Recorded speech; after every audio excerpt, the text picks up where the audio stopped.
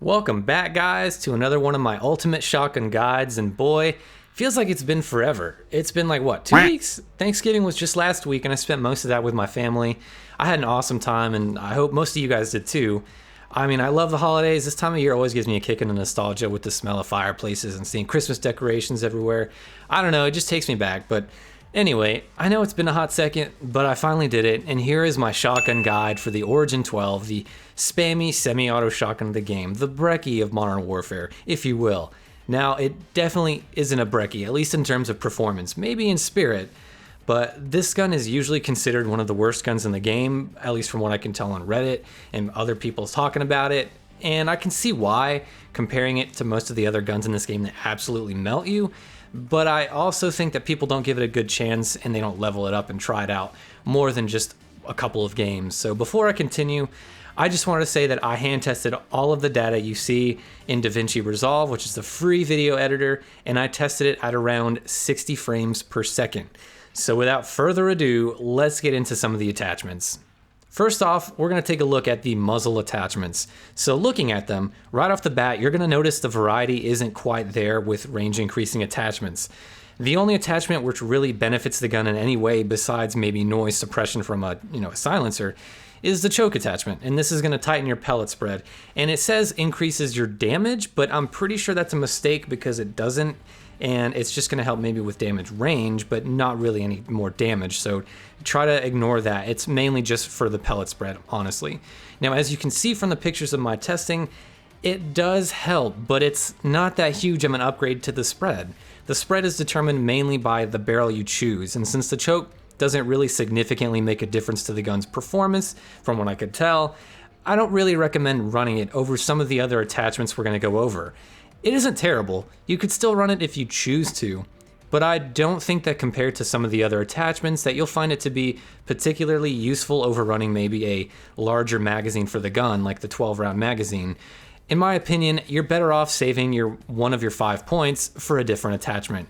The rest of the muzzle attachments really don't have a place, in my opinion, for running this gun, unless maybe you want to try using slugs, in which case you could use something to mitigate your recoil just a little bit. But even then, I don't recommend slugs again with this weapon, and overall, I just really wouldn't put anything on your muzzle. Your points could be well spent in a different portion of this gun.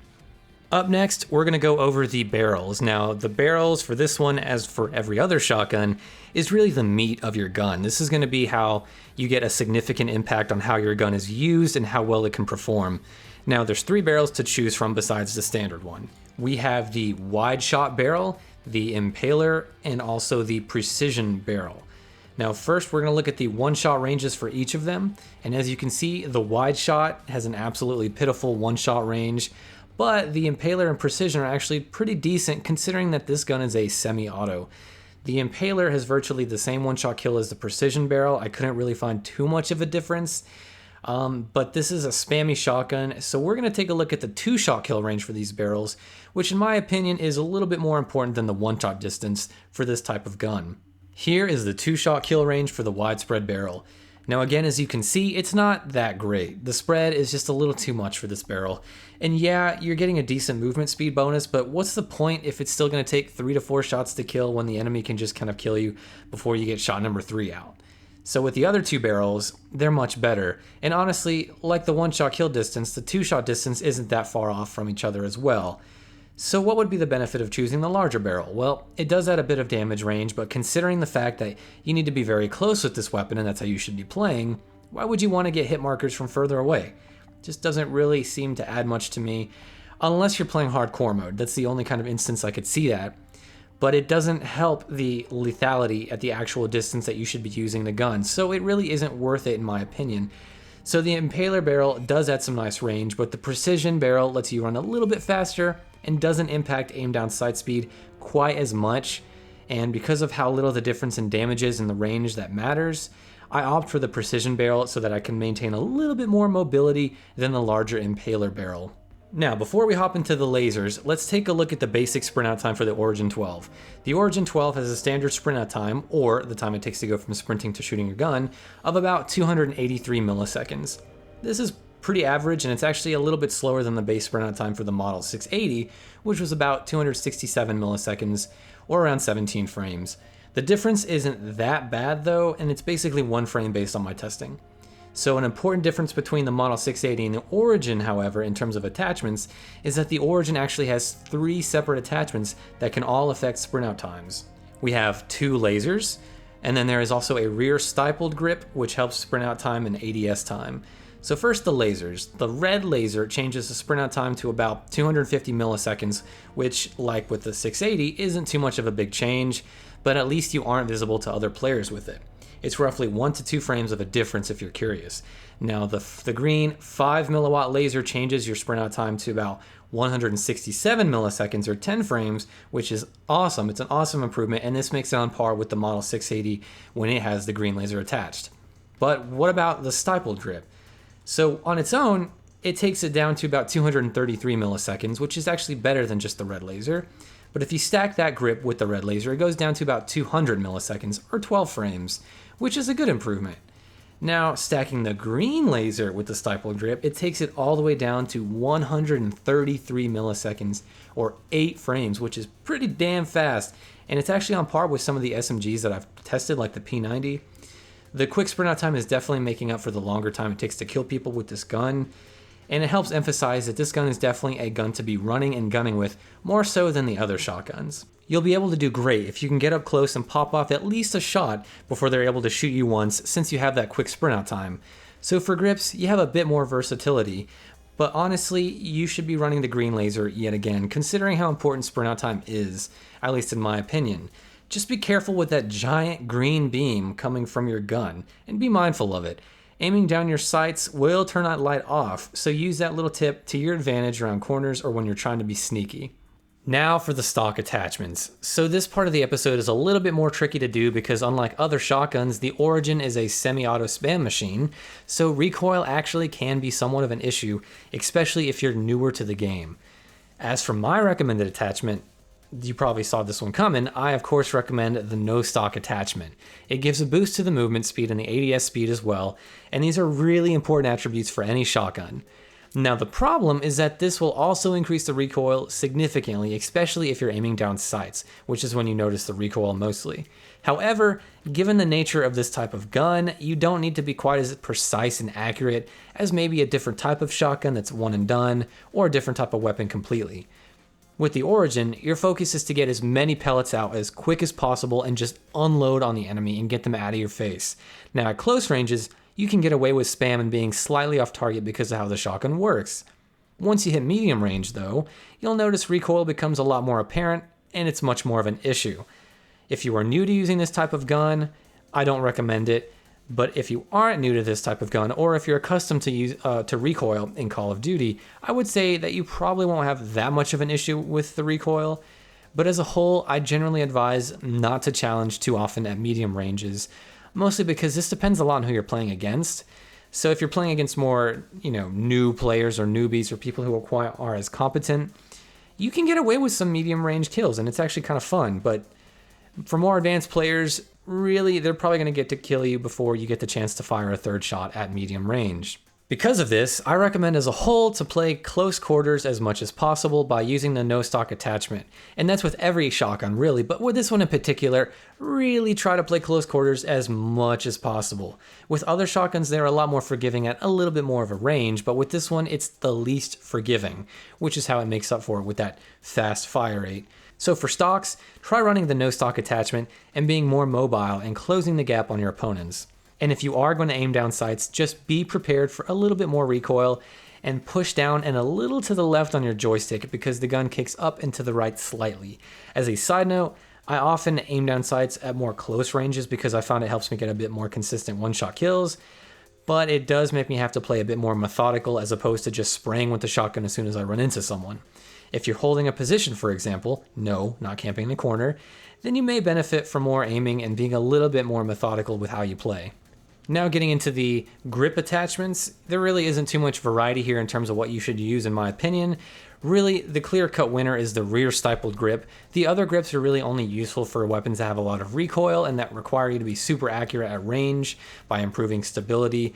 But Unless you're using slugs, which again I don't recommend, which I'll get into in a second, there is no other grip that's really worth it. And even if you did run slugs, the stippled grip is still probably going to be the best grip anyway, because sprint out time is still important to them, as well as ADS speed. So the stippled grip will always be my grip of choice, and it should be for you as well.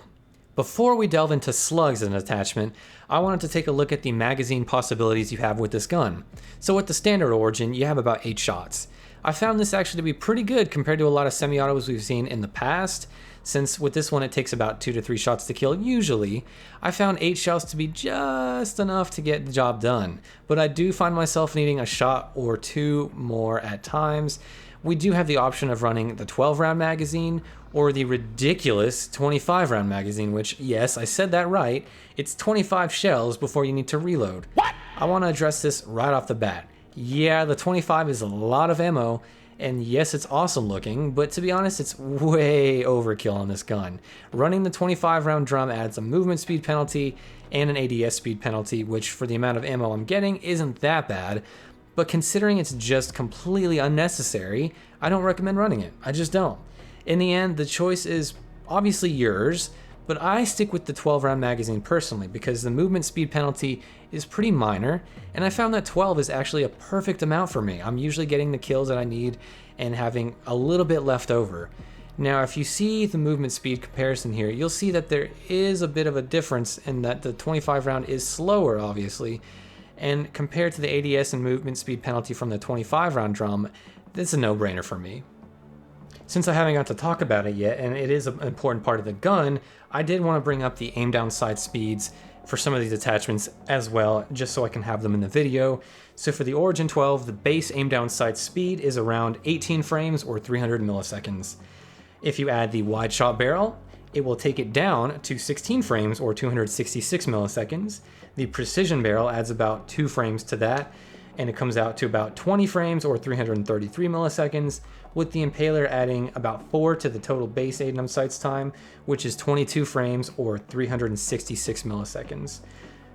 Now we do have 2 attachments that help reduce aim down sights time that I recommend using, such as the stippled grip and the no stock attachment. Those 2 together add about, or take away about 3 frames, so it comes down to about 250 milliseconds of ADS time on the base Origin, and when you add a barrel like the precision barrel that I recommend, it bumps it up to about 16 frames per second or about 266 milliseconds of ADS time, which isn't bad, and considering this is a spammy shotgun and you don't have to really aim down sights with it, it's just good to know. But again, it's just so you guys have an awareness of what it's like to aim down sights with this gun, especially if you're going to use slugs. So speaking of which, we're going to delve right now into the slug attachment. Now, for those of you who do not know or who are new, slugs are a type of ammunition that changes your shotgun to fire not spread or buckshot, but rather one large projectile. Essentially, it makes it more difficult to use because of the precision they need to use them effectively, but in reality, they should be pretty damn strong. So the interesting thing about slugs on this particular gun is that the gun is semi-auto, unlike its pump action or double barrel counterparts. So in a way, this gun should turn into some sort of marksman rifle, you would think. But after using it, nah, not at all. Well, I mean, it kind of is in a way, but it's more of a great value Walmart knockoff marksman rifle. It has a pretty pitiful one-shot kill range, with headshots dealing seemingly no extra damage at all, from what I could tell. And it has a bunch of recoil and pretty obtrusive iron sights and a slowish rate of fire. You'd think they'd be okay on this gun, but it suffers the same inconsistencies that the other shotguns with slugs do, minus the 725. It has a steep damage drop-off, and the risk is far too great compared to the reward. Since slugs are a single projectile, recoil is a big issue on this gun if you're trying to do follow-up shots, which you pretty much have to do with the slugs normally in this game. So if you want to mitigate recoil, you need to switch up attachments, which really is just not a good idea, and it didn't really help me anyway from what I could tell. Even putting on like a red dot sight, I still found like I was getting weird inconsistencies and I wasn't hitting targets very well. And overall, it's just because the slugs feel like, well, compared to other guns, they just feel like you're shooting a projectile, which, yes, the ammunition in this game and every gun is projectile based. It's not really hit scan. You can tell this by shooting up in the air. You'll see your bullets go flying up in the air. But with slugs, it's the only type of gun that I'll use, and I'll say, wow, this is pretty obvious it's a projectile. It's just really frustrating to use. I can't seem to do well with them. The only gun I really use them on is a 725, but it's the only type of ammunition that I use, and I'm like, okay, this is really bad and really tough to use.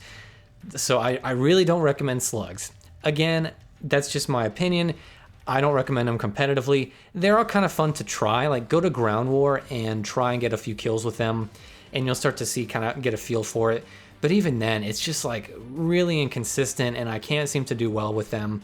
And I just do not enjoy using slugs on most of these guns. Unfortunately, I know I wish they were better, but for some reason, Infinity Ward just can't do slugs right. I don't know, man. Like, the Treyarch games always nail it with the Argus and with the KSG, but I don't know. As for the last category of attachments, we have the underbarrel grips, which I won't spend too much time on. Really, I don't recommend using them. There's nothing really great about them. There's nothing really particularly useful about them that I would choose over a different type of attachment for this particular gun. So I just don't even use underbarrel grips, and I recommend you don't either. And we made it to the end of the video, really. Now all I have left to talk about is just my class I use and how I recommend you use it. So before we get into that, I just want to say thanks for watching, especially if you've been watching this now. This is running about 15 minutes now.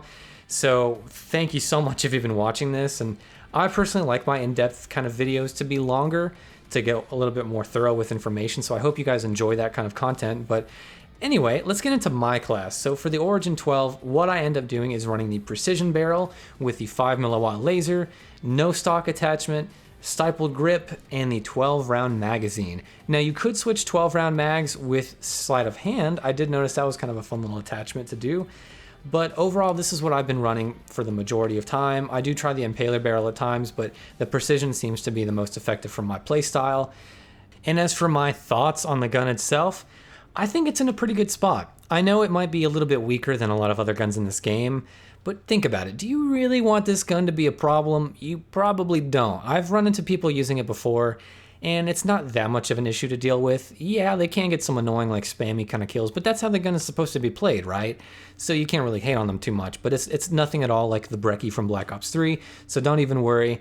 I'm sure people will still be annoyed by getting killed by it, but that's just fair. That's how it goes. People love to hate the shotguns.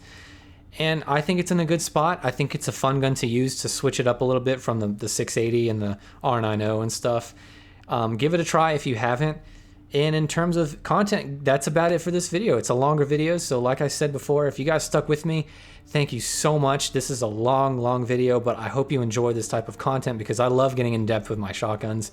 So let me know what you guys think and leave a like. I've been getting a lot of support with my other Model 680 shotgun video. So thank you guys so much for that. I really appreciate it. I'm close to 500 subs. And that to me is like, that blows my mind. I never thought 500 people would want to watch me or any content I make. So thank you guys so much. If I hit 500 soon, I'll probably do some sort of little Q&A, not Q&A, but I'll probably do a little video kind of thanking you guys for that and just sharing an update on what the channel is going to be like. So with that being said, I will catch you guys in the next video.